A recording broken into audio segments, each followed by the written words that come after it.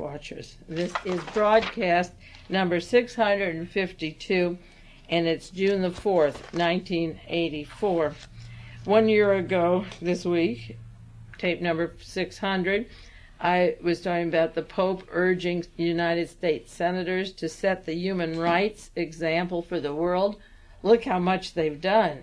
50,000 deaths so far in El Salvador.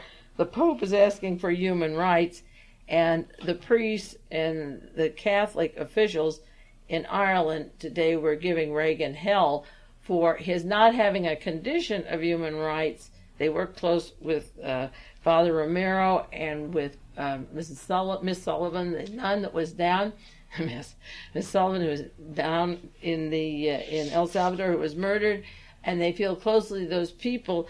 The individuals in the church are concerned with human rights. The Pope asked 6 U.S. senators to help him set the record straight. Two of them, their names are familiar. I brought up Senator Lugar and Senator Specter, Arlen Specter from Pennsylvania. Now, Richard Lugar from Indiana was involved in a scheme with a Swiss bank account, laundering money for Richard Nixon's re-election in 1972, money transmitted by a fugitive Nazi war criminal, Horia Sima. Sima was living in Spain, and the money went to the Union Bank of Switzerland. He was asking him to help with human rights, and Arlen Specter, of course, is the one bullet, the inventor of the one bullet theory for the Warren Commission, who covered up Nazis from Munich, Germany, who came to Dallas, Texas, and were involved with the murder of John Kennedy. Those are two of the 6 senators, and then, of course, I went into the appointment of Herman Abst 1 year earlier to the Vatican Bank, and Herman Abst rolled with the Deutsche Bank, with Himmler, with the board of IG Farben, the slave labor, the deaths at Auschwitz, and so forth. The Pope has so much nerve to call on people like Arlen Specter and Lugar, who are directly related or indirectly a hair's breadth from the world Nazi organizations that exist, and he's telling them, get yourself involved in human rights. That is so hypocritical. And then I was talking about a article by Ernest Volkmann, who wrote a book on Klaus Barbie in Bolivia with his cocaine connections and the CIA connections. That book is out now. And, of course, how much civil rights or human rights do you get with drug traffic, the murders, the crashes, the people that OD, and the witnesses that are killed, and so forth, closely tied to members of the Vatican, the fascists down in Bolivia, and all of South America with narcotics traffic. I was talking about the cocaine and drug connections with Israel, with the Vatican, and with the United States government, which are a total contradiction for the human rights, and I wish the Pope would just shut up or put up, because there's so much hypocrisy. I'm going to talk most of this hour on the complicated web of John DeLOREAN, Johnny Carson, REAGAN-MEESE, the Commercial Bank of California, the drug traffickers, but I want to run down 1 or 2 quick news stories, or 5 or 6, in about 4 minutes if I can. This week, June the 6th, 1944, the U.S. Army, the British, invaded Normandy Beach. You have seen and will hear and read a lot on the assault against the mainland of Europe at this particular time in history in June 1944. Ronald Reagan is over there attending the ceremonies, and they're trying to squash together a particular time capsule of history that I've been studying just the past 2-3 years.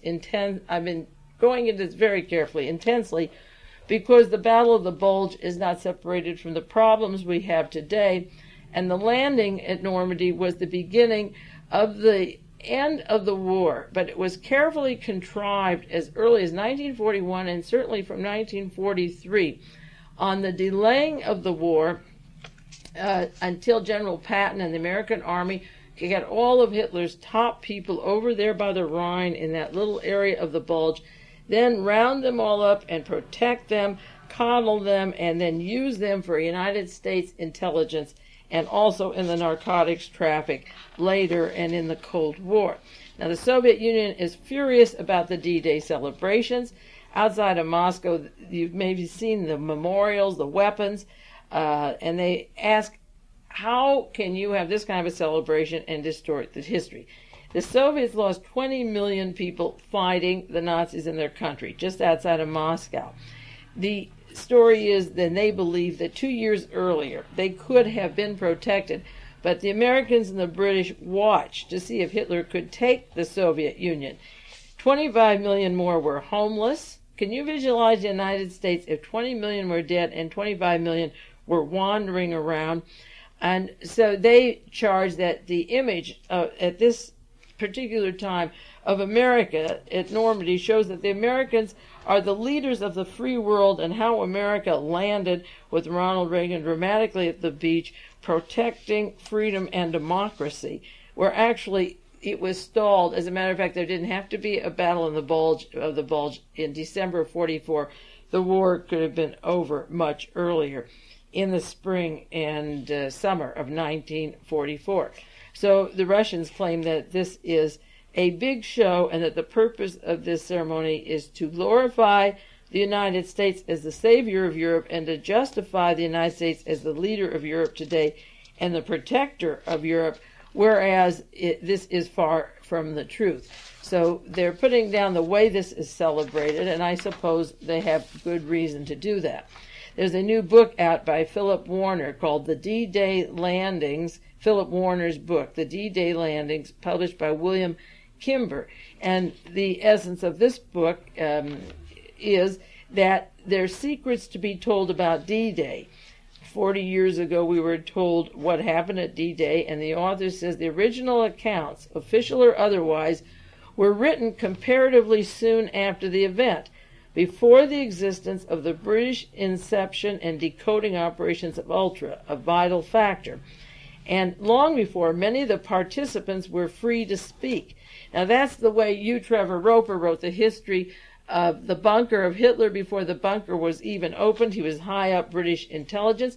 This is the way the Warren Commission hearings are locked up to the year 2037. The story of Pearl Harbor is locked up.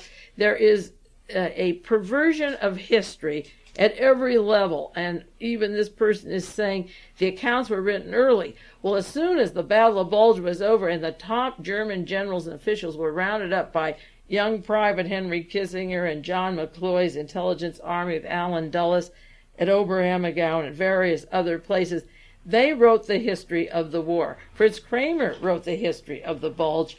From his point of view, Adolf Hitler's top general wrote the history, and I'm not sure, again, if it isn't the same one who's writing our history today for Henry Kissinger. We're still working on that, but one of the problems was the very people who caused the situation wrote the history. The London Times has a story this week, May 31st, last week.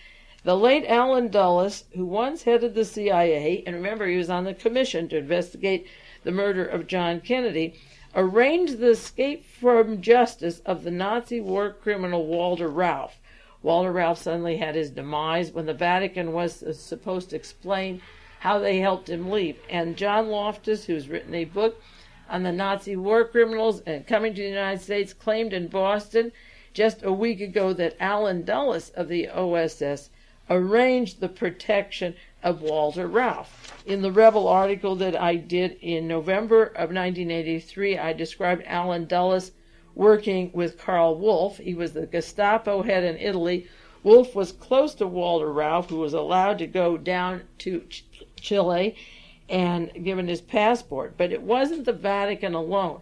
What Loftus is saying here is that Allen Dulles and William Donovan and the powers that be worked closely with the Nazis, and that is part of the planning of those last stages that I may update from week to week from now until through December and the anniversary of the Battle of the Bulge, and show you what went on until next May. Maybe we can run simultaneously every week a little history. This is when the troops landed 40 years ago in Normandy, and maybe update it for you from time to time. As I wrote in The Rebel, when Rome was liberated in 1944, the Vatican was working very closely with American intelligence, with Reinhard Gehlen, Hitler's chief of intelligence, with Allen Dulles, and this is the team that gave these Nazis a protection, so to blame the Vatican alone is not fair, and Loftus is saying the American intelligence was part of it. There is a map in the newspaper today, The Liberation of Rome, and it shows the landing in January 22nd, 1944, and it tells about the Allies entering Rome and General Mark Clark. And when you read the glories of the battle, oh my, 40 years ago this happened, it just sounds so glorious and how hard we fought. Can you believe that as those 300,000 Allied soldiers were wounded or killed outside Rome, that they had already decided to use the people who killed them within a few months, working for the American organizations that were making the deal while the Americans were dying on the beachheads? That is disgusting, but it's exactly what happened. If you go back to June 4th, 1944, and the Allied invasion plans of southern Italy, and you go to the June 6th invasion of Normandy, the men running the war, the Chase Manhattan Bank, John J. McCloy, who released the Nazis, who was on the Warren Commission, and Allen Dulles, who became a member of the Warren Commission, they were using the very people who were killing the Americans for further use, and now they have this country bankrupt and on the verge of World War III.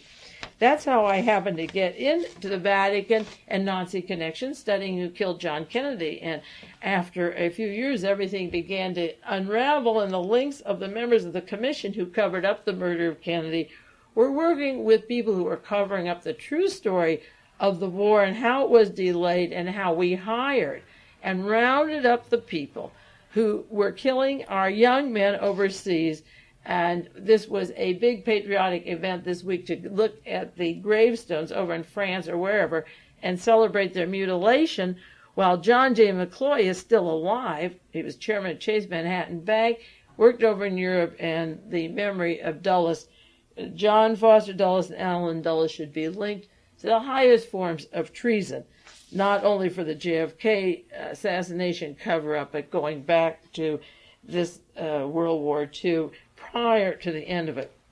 One quick article from the London Times, I'll do more later, why another Italian government could fall. There are riots in Rome. There are signs, Longo must go. They're referring to Pietro, Pietro Longo, the Italian minister for the budget.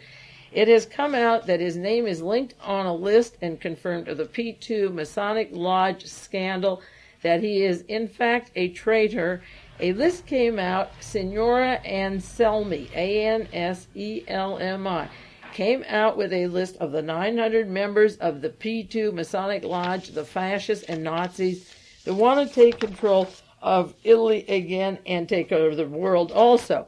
And the truth is that she has given this list, and Mr. GELLI of the P2, LICIO GELLI, who fled the country, sent a notice to Italy saying, a 24-page memorandum saying, yes, that her list, Signora Tina Anselmi's list, she's chairman of the commission investigating for 2 years the P2 scandal, those 900 alleged members are authentic. GELLI says that the names of those people are sympathizers and my friends. LICIO GELLI was at Reagan's inauguration. He has confirmed the fact that every one of those 900, including people in government right now, and including Mr. Craxi, who may fall, C-R-A-X-I, and the whole ball of wax, are part of the Mussolini fascist Nazi entourage. Now, the people in Ireland, as I say, didn't give Reagan such a good reception, and they claim that the Catholic bishops in this country object to the slaughters in Central America, and they are unsympathetic with those bishops. Now, pretty soon, Reagan is having a group to counter the Catholic bishop's letter on poverty and economic indifference, and really it's feudalism versus slavery in this country and over the world. And Washington Post had a story May 19th that a group of people got together to counter these charges, headed by William Simon. William Simon met with Alexander Haig, Secretary Interior, former Secretary Interior Walter Hickel, Claire Luce, the aging Claire Luce of the current President's Foreign Intelligence Board, Advisory Board, and Industrialist J. Peter Grace.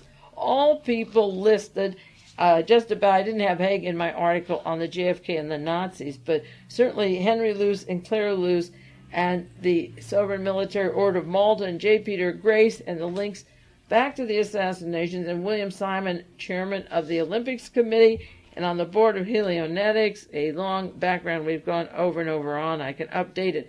These people who are so well off, who are so prosperous, millionaires, just virtually millionaires, or ultimate power, like Haig being on the board of these multinational corporations, and I want to do more on Haig's recent promotions and so forth, want to answer the bishop's letter on economic affairs and how the bishop shouldn't say in their pastoral letter about the economy and oppression.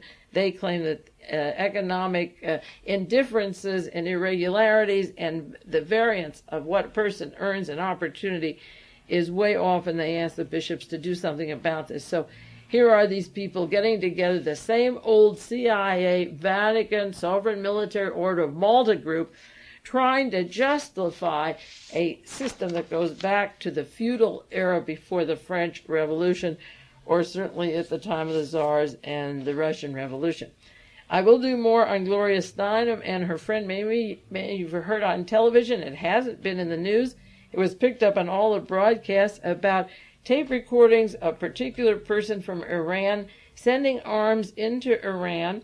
And in the course of taping those conversations, the FBI and the CIA, they picked up Stanley Pottinger, who was working as one of the agents sending arms to Iran. Now, I'm sure Pottinger, who is an attorney, a Republican, former assistant attorney general for civil rights under Richard Nixon and Gerald Ford, and there's a contradiction again, Pottinger was heard on these tapes. Now, he may have, under the subterfuge of Sayyid Khomeini, starting a counter-revolution over there in Iran so that they would get in the hands of people that would uprise and throw out Khomeini.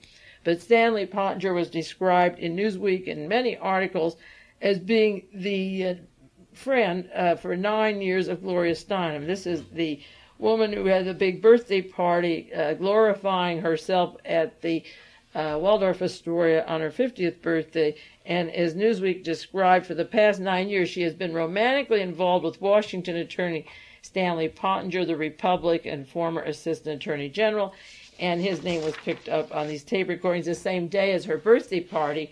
I guess it spoiled the party a little bit, but you see she wasn't photographed with him. Now, the Transition Fund of REAGAN-MEESE, I'll be doing a lot more on MEESE, of course, in the weeks to come. Los Angeles Times, June 1st, they are checking out this special fund during Ronald Reagan's transition. There was a lump sum payment made of $10,000 to some of Edwin Meese's close friends, and one of them was Helene von Damm. There was Interior Secretary William Clark, who brought von Damm to this country, and von Damm was the recipient of $2,000 to $3,000 of this little special fund. Of course, I have my opinion of what von Damm does. Maybe she used the $3,000 to take that trip to the Middle East with Mrs. Meese, but I'm sure that came from government taxes.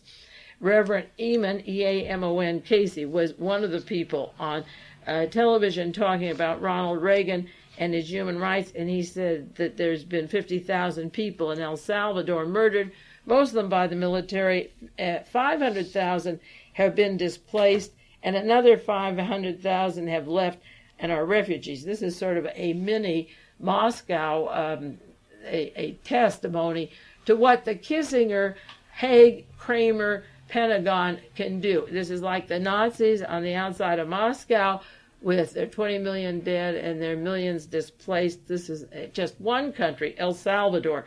When you bring the Kissingers and Kramers to this country, this is what you get close to your shores and all over the world.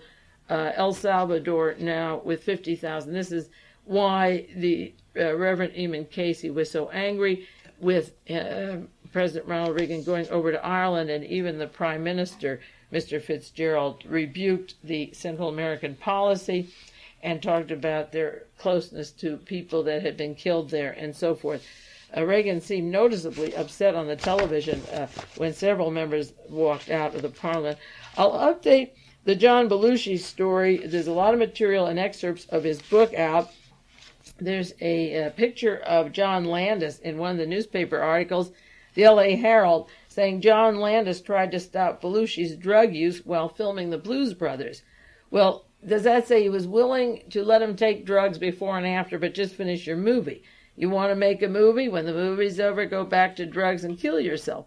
Well, shortly after that, John Landis was charged with murder and the explosives of Vic Murrow and 2 children killed on the set. Do you want...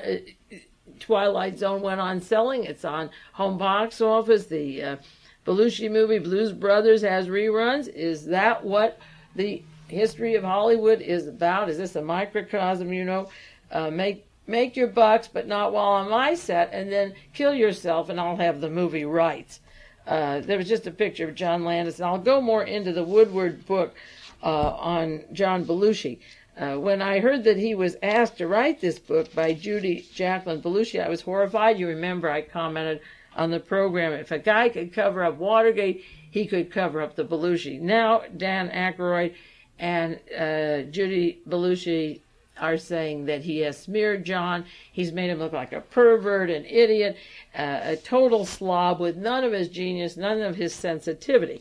Well, they sat by and didn't want to investigate any further. What did they expect? They should have done a little homework. Incidentally, John Belushi and Woodward were both from Wheaton, Illinois, and Dutch Reagan, isn't that cute? Dutch Reagan went to college in Wheaton, Illinois. Eureka College is where he went. He never knew anyone, he never knew anything about it, he never visited the school, but he decided to go to Eureka College because a Dixon football star of his that he liked from the high school went to that college, and it was a Christian college, and that was good enough for him. So making the transition from Belushi to Woodward, this is kind of a small place, that Wheaton, Illinois. I don't know how big it was in those days, but just think, Reagan went to college there in the hometown of Belushi. Proves nothing, but I thought it was kind of funny. How many times am I going to read Wheaton, Illinois? Now I want to go on for the next 40 minutes on John DeLorean, the news on DeLorean. I don't know if I can do it all in this 40 minutes. It is a very complicated case. I did broadcasts back in August, many broadcasts on DeLorean and his links to cocaine traffic and South America and interconnecting links of his banks, and I'll review some of that in case you didn't hear those broadcasts. But August the 1st, tape number 608, and August the 8th, 609, I did extensive work with charts and diagrams. If any of you don't have those 2 broadcasts and you want them, they're very valuable to study the DeLorean case and the cast of characters that begin to enter into it. Now, the London Times had a story, and it wasn't on many headlines over here, DeLorean drug links with the famous, and it did mention Johnny Carson. And that same Friday night, Carson got on television. Johnny Carson claimed that this was totally false to bring his name up, that DeLorean in 1980 had bragged that he did a drug traffic connection with Carson.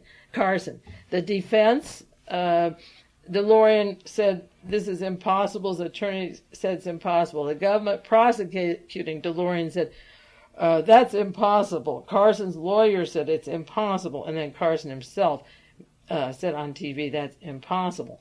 Methinks thou protest too much. And certainly there were so many links of Carson to these various people, Timothy Hoffman and the DeLorean connections. I'll try to run some of those down, bring in the newest evidence.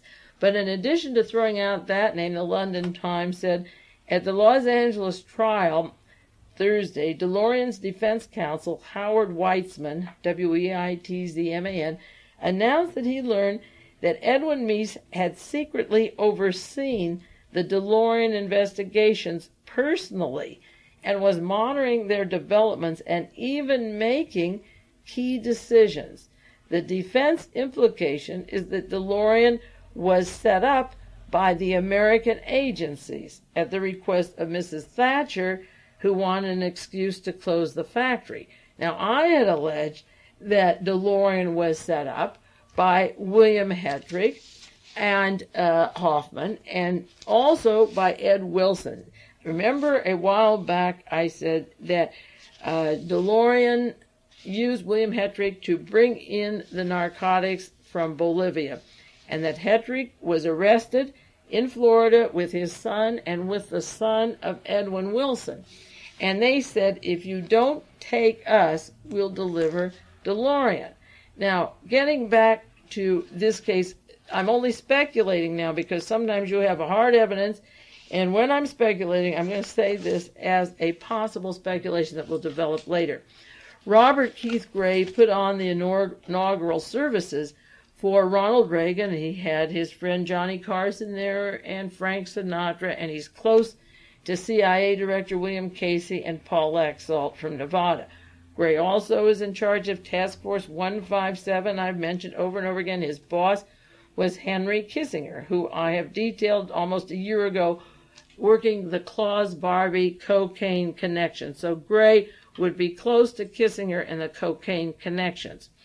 Now, the allegations that Hetrick and his son, or Edwin Wilson's son, were being let off if they would bring in DeLOREAN makes sense if you think of the fact that they don't want the case to get too close to Johnny Carson or Ronald Reagan, that they have to cut it now. Robert Gray, the PR guy, has to cut the losses. Gray was close to Edwin Meese. He's the one whose name surfaced giving this foundation money, setting it up for Mrs. Meese to get $40,000 a year. Robert Gray is on the board of Helionetics with Edwin Teller and Admiral Hayward and William Simon. Gray, we have a who's who, and I've done it every week on Rundown on Gray. So Gray would be close to Edwin Wilson, who he worked for in the CIA, and Gray is close to Henry Kissinger, who worked with Barbie, or worked until Barbie was arrested, if there were DeLOREAN connections. So that is the only reason right now that I can see why Edwin Meese is overseeing the DeLOREAN investigation. Edwin Meese is close to Gray, and Meese can tell William French Smith and the federal prosecutors, cut it with DeLOREAN, get DeLOREAN, and we'll let the others off or they'll talk. So that Gray and Meese have this close proximity, and Gray is looking out for his buddies like Wilson and Kissinger. So he's using Meese, and what they're doing, if the defense says that DeLOREAN is set up, that is true. But to say that Margaret Thatcher doesn't want factories in Ireland would hardly be the motive. And I think it's closer to what I've shared with you on the program. Now, before I run down a lot of details, because there's so much news, and I have a stack of articles on these subjects that have been in the news the last few weeks, I just want to give you some chronological dates on Carson to update this for you based upon the articles that I'm going to go into. In 1978, Johnny Carson set up a bank called the Commercial Bank of California. It's just on Doheny, right outside Beverly Hills. It's about 50 feet from Beverly Hills, and it's up there on Sunset. They owned 27% share of the bank, but they formed the entire bank, and this was supposed to be a link of entertainment industry and so forth with the banking industry. At the time the bank was formed, in 1978, at that same time, the Wall Street Journal was running articles about Jack Catain, C-A-T-A-I-N, and his links to the Philadelphia mobster Angelo Bruno, who was murdered in 1980.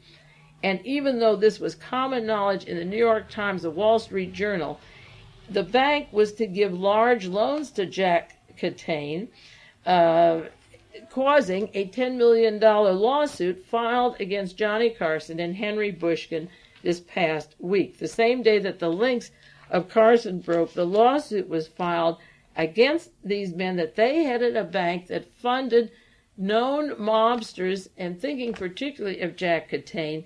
But when they put him as a person who got loans from the bank that they dealt with, they knew he was a crime figure. So you're not working with a bunch of virgins out in Hollywood who don't know anything. If you give loans to people like Catain, Henry Bushkin is an attorney for John DeLOREAN, and he was the attorney that set up the bank with Carson. And he's not the attorney for DeLOREAN, pardon me, he's the attorney for Johnny Carson, Bushkin. But then he's on the board of DeLOREAN Motors. So to get the first point straight, in 1978, Carson and Bushkin set up a bank. They formed the bank. They had 27% of the shares. And the same year they formed it, the man who was to bring them out and expose them by had been given loans from them from this bank. Jack Catain was a known mob figure, so DeLOREAN can't act so surprised when it comes out that his name is associated with mob figures. This goes way back. Now, in 1980, John DeLOREAN boasted, according to Timothy Hoffman, that he did a cocaine traffic with Johnny Carson. That's the point that was so vehemently denied by everybody. Hoffman was a long drug trafficker, and he was talking about raising money for DeLOREAN. He lived next door to him in San Diego, and Hoffman was a partner of Robert Durand. I did, say, almost a year ago, some of this material, but you don't remember it, and the Durand name is coming up in the trials right now again. He was the business partner, both of them, heavily investing in narcotics and then using the Commerce Bank of California.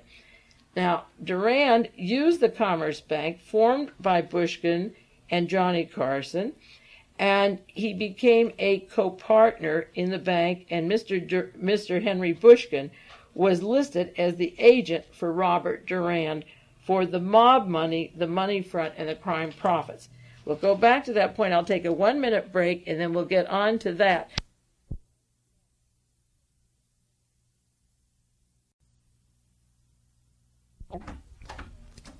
This is broadcast number 652. It's June the 4th, 19. I always laugh because I think it can't be 84. I think of Orwell, but it is. Okay, nothing funny about that one. It is 1984. I always take a pause. You notice when I say the year, oh my gosh. Okay, now we're going back to 1980 when Robert Durand was working with Henry Bushkin. Henry Bushkin, the lawyer for Johnny Carson, helped form the bank that is now, these men are now involved in a $10 million lawsuit. He was an agent for Robert Durand at the same time. While he was on the Commercial Bank of California, he was agent for Durand. Durand was a mobster, had dummy fronts, was linked to organized crime, could use the bank for funding crime profits, and was involved with Timothy Hoffman in business dealings of flying people out of the country and for drug dealings. So that Johnny Carson's lawyer was close to and was an agent for a crime figure. So Carson, right away, that doesn't prove anything, but Carson formed the bank that these people were to use for their loans. Now, Carson's attorney, Bushkin, worked with Robert Durand, and while Durand was the partner of Hoffman long before DeLOREAN's name came up, but Bushkin was on the board of DeLOREAN Motors. And when Durand thought that he was going to be fingered for drug traffic, Durand fingered then his partner Hoffman and said, take Hoffman, not me, and then Hoffman brought in DeLOREAN.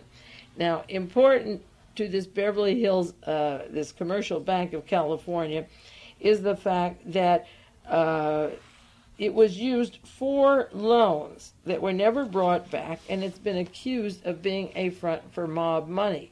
In 1981, a woman named Ann Yarborough, she's only 70 years old rather, and her husband James is 61, he's much younger than her, went to Carson's Commercial Bank of California and got a $74,000 loan. And I mentioned that a long time ago, and it's in the news now again.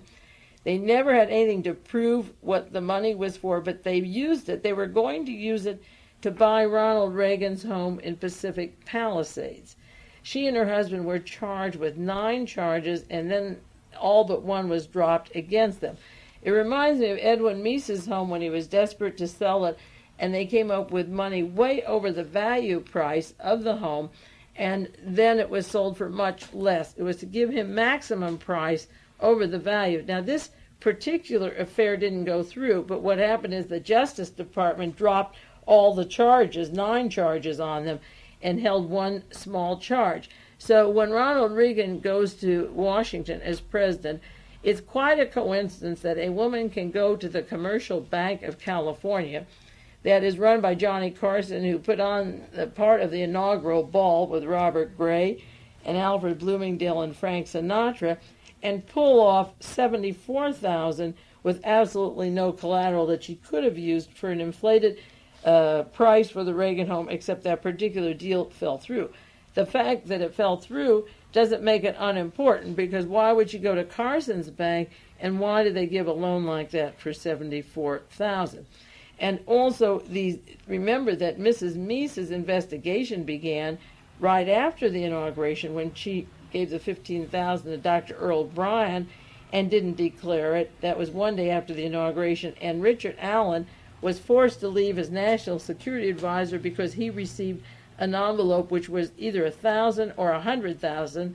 They couldn't decide. One was erased, and he left National Security Agency because of a money transaction from Japan. So the Meeses were involved in some money deal that they have never declared. The recipient hasn't declared. The Thomases didn't have it on their records. It didn't make sense. So there was money in 1981, funny money, from the Commercial Bank of California, from Mrs. Meese to Richard Allen, that was moving around in 1981, that I feel is very significant and important enough to repeat very often. Now, in 1982, Timothy Hoffman told the FBI and the drug enforcement agencies that DeLOREAN had boasted of a cocaine deal with Johnny Carson. There was no investigation. There were no questions. They weren't interested. But Jack Catain, the mob figure, was tied in now to the Johnny Carson bank, and Henry Bushkin was the agent for Mr. Durand, Robert Durand, and he was into narcotics, and Durand was the partner of Hoffman, who was saying this. So why would it be so off the wall not to investigate, just like they let the Yarboroughs off of all charges? By then, the commercial bank was in trouble of $2.5 million in bad loans. William Hetrick was in trouble. Mr. Durand and Hoffman were in trouble. They thought they were going to be discovered, and so they quickly wanted to finger DeLOREAN. And why, I don't know, unless, again, Edwin Meese, by this time in 1982 and continuing through, has a particular interest in wanting DeLOREAN caught. Now, in 1979, when Robert Durand and Hoffman were partners, a gentleman in San Jose, Lawrence Turpin, sent his brother, or his brother went out, Don Turpin, with two other people on an airplane that disappeared in Mexico. They were involved in a drug deal and never came back in 1979.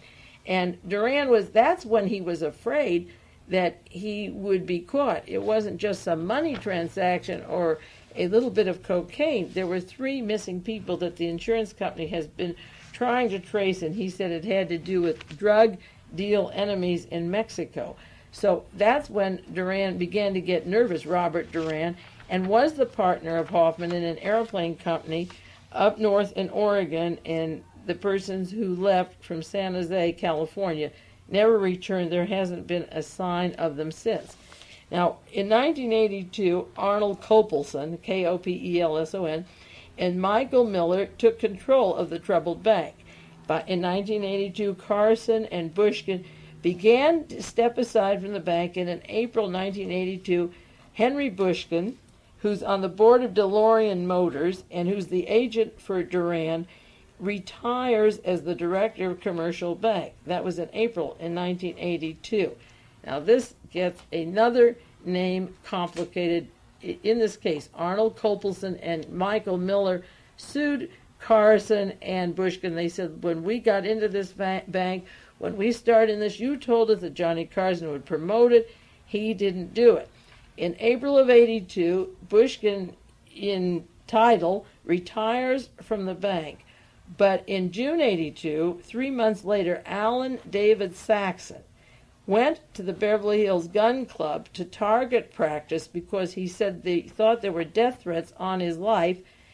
Alan David Saxon is the fellow who was murdered in September 1983 with $60 to $80 million missing in Bolivia and in Switzerland, that is, with the L.A.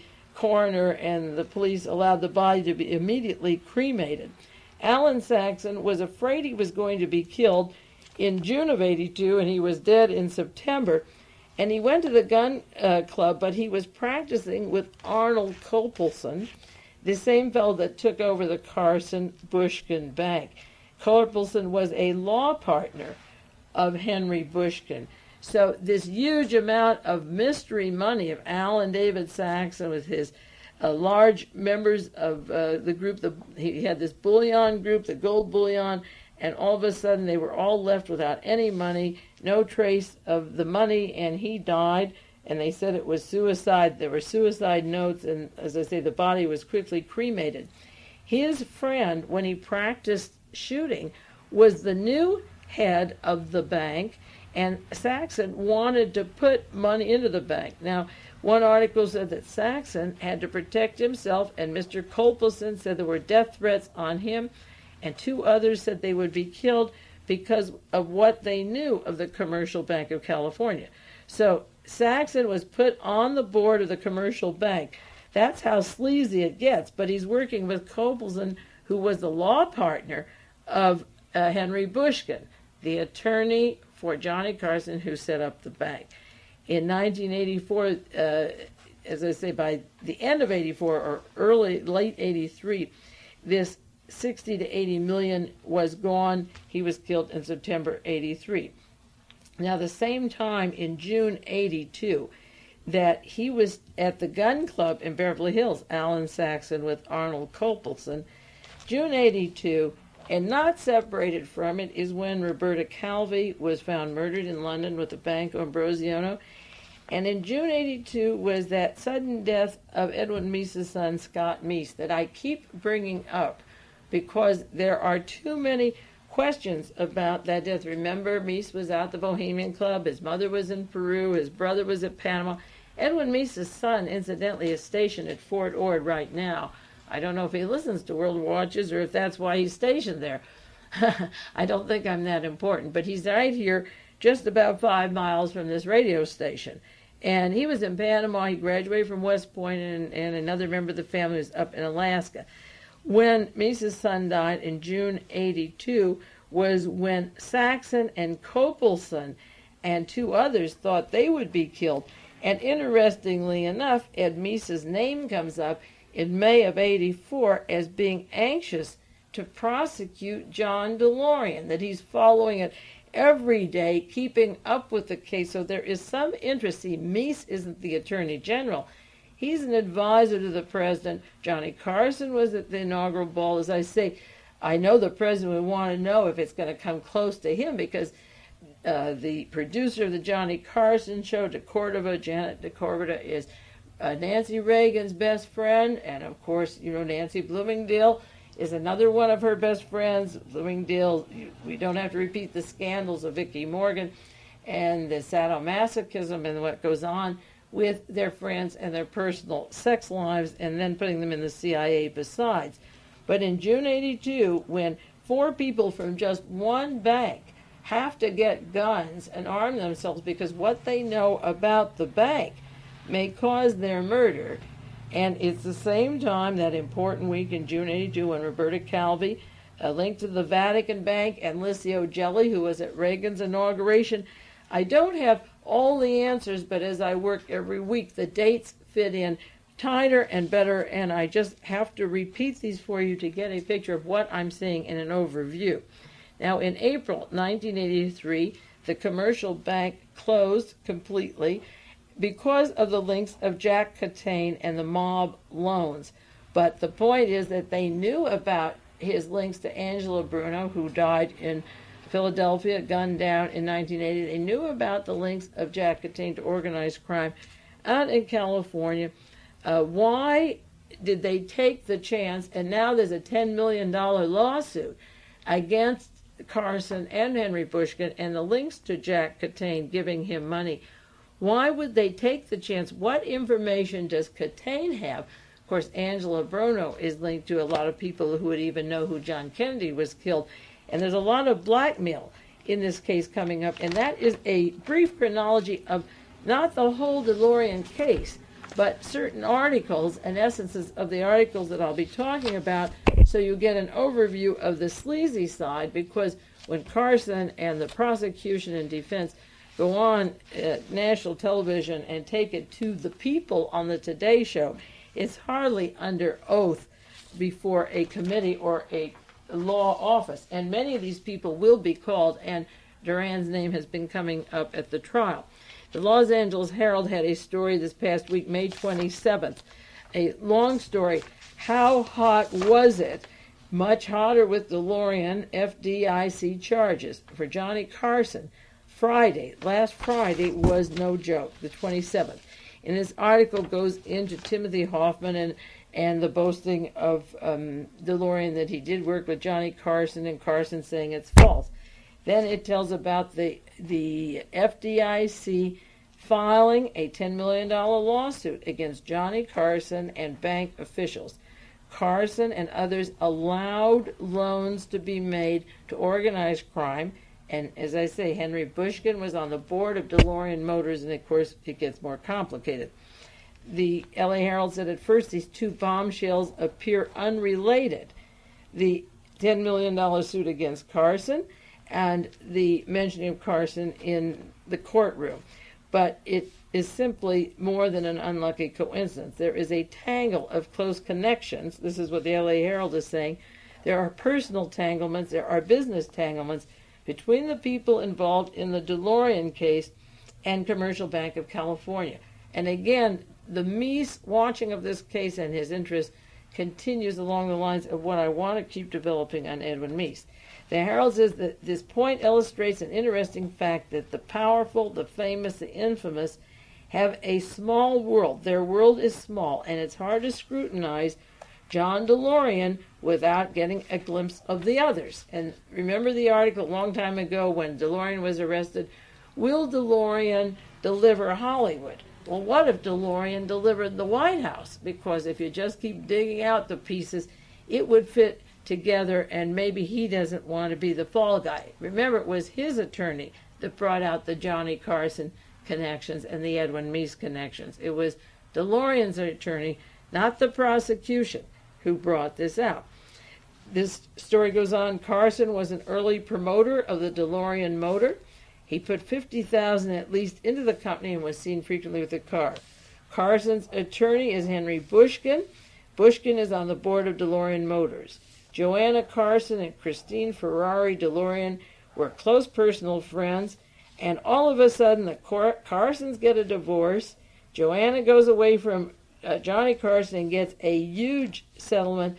DeLOREAN is arrested, and Christina and the foursome don't get together. Everything has changed. The bank folded, the mob ties are coming in, the wives aren't seeing each other, the foursome has split. DeLOREAN was arrested. Joanna got her highly paid, probably one of the highest divorces outside of the Arab sheiks.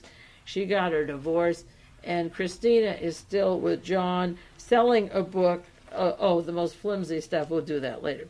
The story says DeLOREAN was working on his car business in 1978. At the same time, Johnny Carson was going into the banking industry. Carson had a customer at the Commercial Bank of California, the Rankin, R-A-N-D, like Rand Corporation, Rand-Kin, relatives of the Rand Corporation, Rand-Kin Estates, formed by Robert Durand, who what used to be a former law student. He was a known cocaine smuggler, and he testified that he formed Rand-Kin Estates to legitimize his drug traffic, and that his registered agent, as I mentioned, for the company was Henry Bushkin, who set up the bank with Carson and is Carson's attorney. If I repeat some of these points on and on, it isn't that I haven't carefully typed or outlined this, but I want to make the point clear how the web of entanglement in different articles brings up different points and closes in. Henry Bushkin's law firm represented both Durand, the drug smuggler, the cocaine trafficker, who was a partner of Timothy Hoffman, who they bring in DeLOREAN, and he's also the attorney for Johnny Carson. Now, the attorney for Carson and the man who set up the bank wouldn't want to bring Carson into this unless they are so heavily blackmailed Durand and Bushkin are close, and Carson is close to Bushkin, and they're known traffickers of drugs. So when the name comes up, they have to betray each other when it comes to a push and shove. Now, the Los Angeles Herald goes on, Robert Durand wasn't afraid when he was under investigation. He escaped prosecution. He became an informant. He fingered Hoffman, the neighbor, and they went down the line. As I say, Durand fingered Hoffman, who was his partner when that Mexican plane went down with 3 people on it. And then they had to get together and get DeLOREAN, and here Carson had put a lot of money into DeLOREAN Motors, and Bushkin was on the board of DeLOREAN Motors. They were forced at some point to work against each other, if necessary, to hold the line. Now, the only reason of this kind of betrayal would be the Washington, Reagan, Robert Gray, Edwin Meese clique back there that have to support themselves and have a cutoff point. Just as the Watergate investigation never went into Dorothy Hunt or the men, E. Howard Hunt or Frank Sturgis, the relation of Sturgis to Lee Harvey Oswald, or the murder of Murray Chotiner or Beverly Kay, who typed up the 18 minutes, the 30 or more Watergate deaths, Lou Russell, who worked with McCord in the House Un-American Activities, and Richard Nixon, long ally of his. They had to have a cutoff. Somebody decides the cutoff, and they have to let some people dangle in the wind, as the Watergate tapes disclosed. They have to hurt their friends to keep the higher throne, the White House, the drug connections, the mafia connections, and even going to LICIO GELLI and the funding of Ronald Reagan. But there has to be a cutoff, so they have to betray each other and hope the prosecution will be easy on them. Now, Hoffman became the informant and got a very light sentence, just as Mr. Durand did, to go for DeLOREAN. And in January 1982, Klaus Barbie was arrested and brought to France. And in November, just before that, was the arrest of John DeLOREAN. Pardon me, it was January 83 when Barbie was arrested, and it was November 82, about 5 weeks earlier, when DeLOREAN was arrested. And Barbie had the links to Kissinger and the White House Operation Intercept and the plumbers and the narcotics traffic, not only in Bolivia, but Pakistan and Southeast Asia. Incidentally, there was a story this week that DeLOREAN had $2 million because he told Hoffman he got it from the sister of the Shah of Iran. How could he turn $2 million into $40 million? Well, there's only been one article. You didn't see many headlines. The Shah of Iran, remember that sister was caught with several $1 million of narcotics and was arrested in Europe? This was out of the Washington Post, May the 19th, 1984. He said he got the $2 million from the selling of his house. Well, he didn't get it from selling the house because the house isn't sold today. And nobody has questioned if Timothy Hoffman said that they could show what a liar he is. The defense is anxious to show he's a liar. But they're sitting like a bunch of mice. You know, they're very quiet. Don't build up the Shah of Iran story already. Timothy Hoffman is saying how he's into drug dealing and has connections in the Orient. Well, that Southeast Asia Orient connections were what the Shah had. Richard Nixon closed off the narcotics from Turkey, remember, and paid them millions of dollars so the Shah's family could become wealthy over the Southeast Asian War and the narcotics that went on to Marseille and the French connections with Richard Nixon and the whole gang, mafia gang. So the Washington Post has a story that the allegation that DeLOREAN had money from the sister of the Shah of Iran, and could he turn $2 million into $40 million? Well, he said the effort would not be blessed by the Baptists or the Pope, and Hoffman said that DeLOREAN and he just smiled and laughed about it. If ever you wanted to throw out a case and say, wait a minute, why the Shah of Iran? This proves you're crazy. But again, there is a conspiracy of silence about the Shah of Iran story, the sister of the Shah of Iran, who is known as a Pax record as a drug trafficker, and they could really raise a hunk of money. Maybe the secret 17 million or the 60 million that was going into Swiss banks that DeLOREAN would have would be to help overthrow Khomeini and in return the family of the Shah of Iran, the widow, and the sister would help with the narcotics traffic if they funded them. Remember, there's hundreds of millions missing. The 60 million of Alan David Saxon, with his links to the Commercial Bank of California, maybe, and also Mr. Pottinger of the Justice Department sending weapons to Iran. This is an interesting concept that the news media isn't jumping on a Washington Post story on the sister of the Shah of Iran with John DeLOREAN and drug connections.